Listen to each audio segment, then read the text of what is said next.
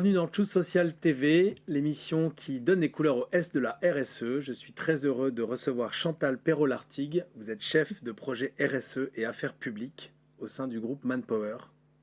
J'ai dit les choses correctement. Parfaitement bien. Bienvenue. Merci Laurent de m'accueillir. Et je suis aussi avec Victoire qui intervient quand tu veux et qui aura quelques petites questions à vous poser. Est-ce qu'on peut commencer par vous connaître un peu mieux? Oui. Votre rôle, votre parcours. Vous avez commencé par être intérimaire. Exactement. Donc effectivement, j'ai démarré en tant qu'intérimaire, donc dans cette belle aventure qui est Manpower. C'est une aventure humaine avant tout. Donc j'ai démarré effectivement en tant qu'intérimaire avec une multiplicité de missions en fait, d'intérim, que nous offre cette possibilité-là. Et puis aussi, ce qui est très intéressant quand on a un rôle d'intérimaire, c'est qu'on porte une marque, c'est-à-dire Manpower. Et puis, on a une diversification aussi d'activités, des secteurs d'activité, bien sûr, les entreprises qui nous accueillent. Et en fait, ce qui est très important quand on est intérimaire, c'est cette capacité d'être dans une posture, parce qu'on représente l'entreprise, bien sûr, puisque l'employeur, avant tout, c'est Manpower, c'est notre employeur. Alors, ce qui est bien aussi dans ce statut-là, c'est qu'on est libre. C'est-à-dire on a le choix ou pas d'aller dans une mission. Et puis, on a le choix de prendre des congés quand on veut aussi. Donc, ça a été vraiment une très belle expérience en démarrage. Et puis ensuite, j'ai fait des missions dans les agences. À l'époque, on pouvait le faire. Et là, vraiment, ça a été une révélation. Pour moi, ça a été vraiment une partie de moi, parce que j'ai une personnalité qui aime j'aime bien la liberté d'action. Et en fait, être en tant que permanent, en fait, Manpower, ça a donné tout son sens à mes valeurs, les valeurs que je porte.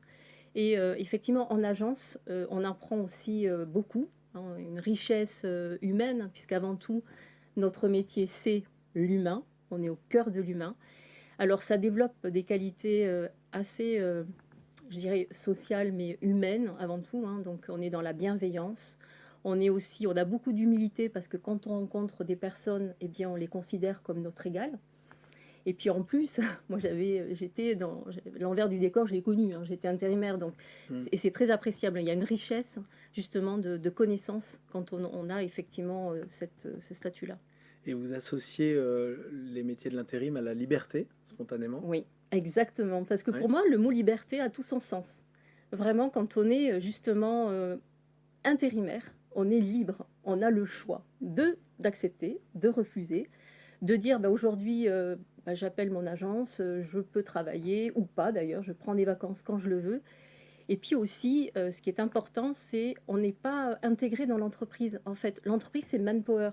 Donc, on n'est pas forcément attaché à des choses futiles qui se passent dans des services où il y a des petits conflits et autres.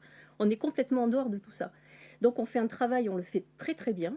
Et même parfois, on le fait tellement bien qu'on est sollicité. Les entreprises veulent nous embaucher aussi. Donc, vous voyez de plus en plus d'intérimaires de carrière, finalement. Oui. C'est, tout à fait. Il y a un virage sur le regard porté sur l'intérim, parce que l'intérim était plutôt synonyme de précarité, ou je ne sais pas si ça l'est encore beaucoup, mais en tout cas pas forcément de choix, éventuellement de tremplin vers l'emploi, mais pas synonyme de liberté ou de carrière. C'est quelque chose qui change pour Oui. Ouais. Comment Totalement. ça se fait?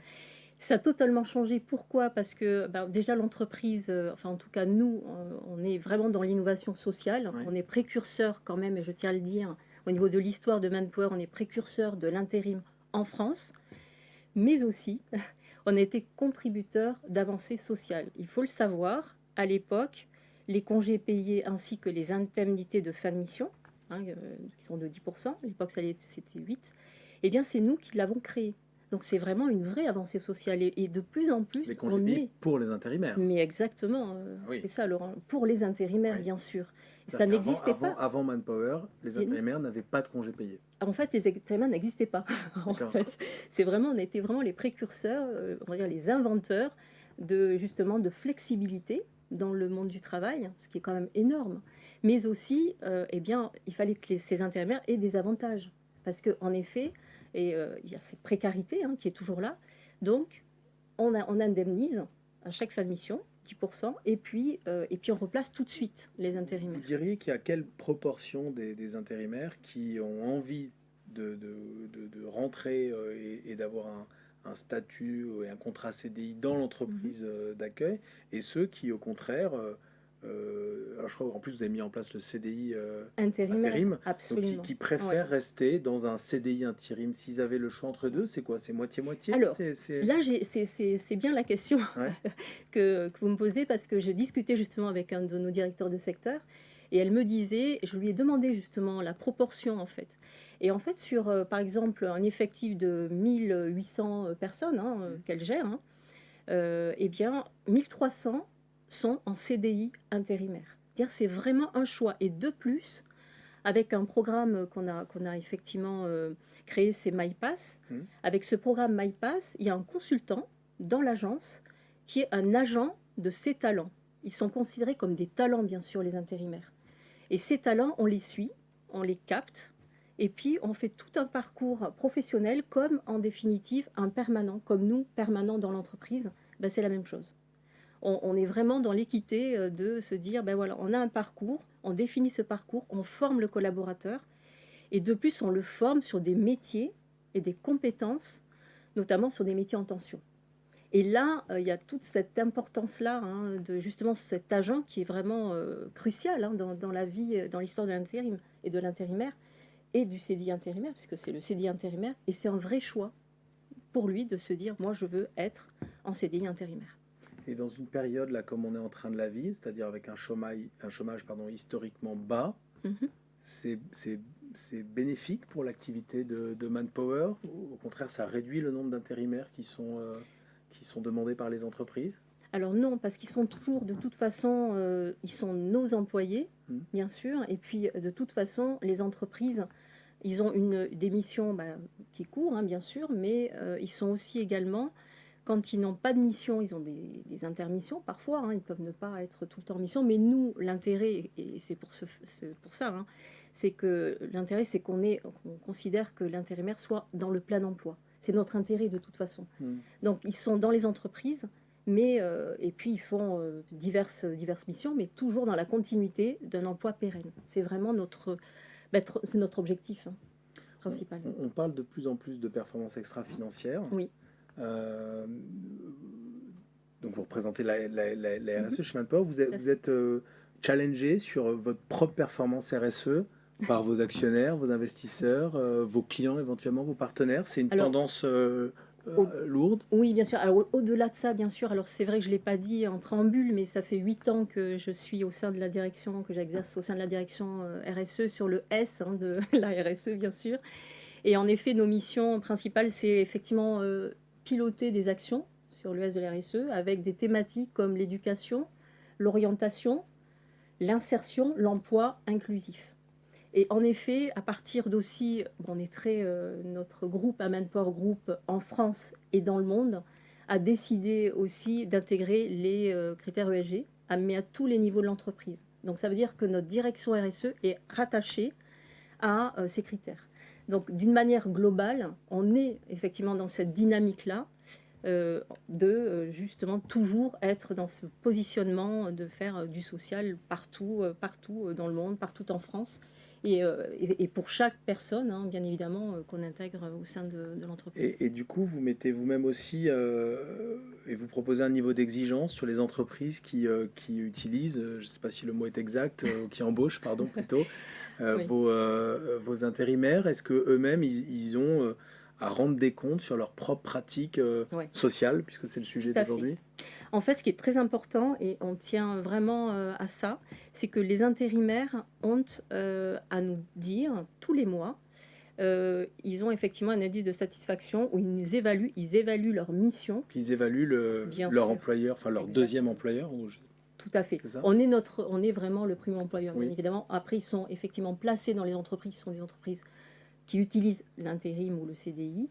Mais en effet, chaque mois, on a des indicateurs, et y compris pour nos partenaires clients, qui eux aussi peuvent dire si ça s'est bien passé, puisque c'est des deux côtés en fait. Donc un intérimaire qui évaluerait négativement une entreprise, ça vous est déjà arrivé d'exclure une entreprise? Pour quelle raison? Alors, effectivement, comme dans mon parcours, j'ai été en CDI, puis j'ai été pendant près de 15 ans responsable d'agence, donc j'ai vu tout cet aspect-là, ce qui est quand même intéressant aussi.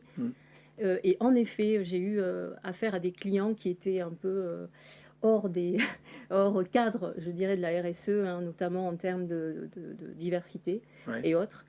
Donc là, j'ai dû effectivement prendre une position très ferme en disant non, on ne peut pas. Donc là, vous excluez le client complètement. Alors, ça ne se fait pas parce que comme on apporte quand même des compétences, et là, en l'occurrence, ça a été vraiment une expérience où le client a dit « Ah ben oui, en effet, c'était le patron qui était très... voilà. » Et on est d'accord avec vous. C'est vrai que vous recrutez des compétences. Et en effet, on n'a pas pu... Ils sont revenus, bien évidemment. On est un petit peu... mais c'est normal. On est obligé, c'est notre responsabilité. Il y a un autre grand sujet, c'est la féminisation des parcours et des leaders. Oui, je crois que vous avez un objectif, c'est ça Absolument. À 2025, c'est ça? Oui, alors à 2025, l'objectif, et c'est monde, c'est effectivement d'intégrer des femmes leaders dans tout notre COMEX et comité de direction. C'est vraiment quelque chose qui est très important au niveau de Manpower Group dans le monde. C'est vraiment d'intégrer des femmes leaders et d'en intégrer à peu près 50%. Les comités de direction, c'est à quel niveau? Dans une agence, il y a un comité de direction, par exemple? Alors non. C'est jusqu'où? Non. C'est au comité, c'est vraiment des directeurs qui occupent des postes de direction dans des différentes directions, notamment des directions support et directions opérationnelles qui ont le statut. Et puis membres du COMEX, bien évidemment, avec les différents directeurs généraux de nos 3 marques, puisque Manpower Group en France, c'est 3 marques. C'est Manpower, intérim recrutement. C'est la marque Experis sur tout l'aspect IT, les métiers de l'IT, la branche numérique. Et puis Talent Solutions, qui là est sur vraiment les transformations, accompagne les entreprises dans leur transformation, l'outplacement et l'outsourcing. Donc 3 marques très connectées. Du coup, j'ai une petite question qui suit sur le sujet un peu de la féminisation. Oui. Manpower a mis en place un mouvement intitulé Break the Bias, où du coup des femmes de votre groupe prennent un petit peu la parole dans des vidéos sur différentes thématiques comme le plafond de verre, la légitimité en tant que femme, etc. Est-ce qu'il y a encore beaucoup de biais et de plafonds de verre chez Manpower? Alors, au-delà de tout ça, nous, c'est vraiment... Alors, c'est quelque chose de très important, la féminisation, et même, on l'a même inclus dans les métiers, justement, même au niveau de nos intérimaires, bien sûr. Mais non, en termes global, on a, et je le signale aussi, c'est que c'est vrai qu'on est... on est dans la preuve, on parle d'exemple par la preuve, en tout cas, ou la preuve par l'exemple, je crois que c'est plutôt ça. Mais oui, on a effectivement, on est très fiers d'avoir effectivement publié un index femmes-hommes qui a 99 sur 100. Donc ça dit bien... Alors c'est vrai que dans nos métiers, il y a beaucoup de femmes. Effectivement, on est à 70% de femmes dans nos métiers. On est dans les métiers des ressources humaines. Et les métiers de ressources humaines, on le sait, c'est très féminin. Mais non, il n'y a pas ce côté-là. Et pour dire les choses, c'est qu'à aujourd'hui, dans notre commerce, c'est très équilibré. Le COMEX, il y a des femmes dans notre COMEX. Et c'est très équilibré, effectivement. Je ne sais pas si tu as une autre... J'ai pas de question particulière. Non, merci beaucoup en tout cas d'avoir participé à cette émission. Merci d'être venu nous voir. Merci à vous. À bientôt, Merci. Chantal. À bientôt. Et merci Victoire. Merci.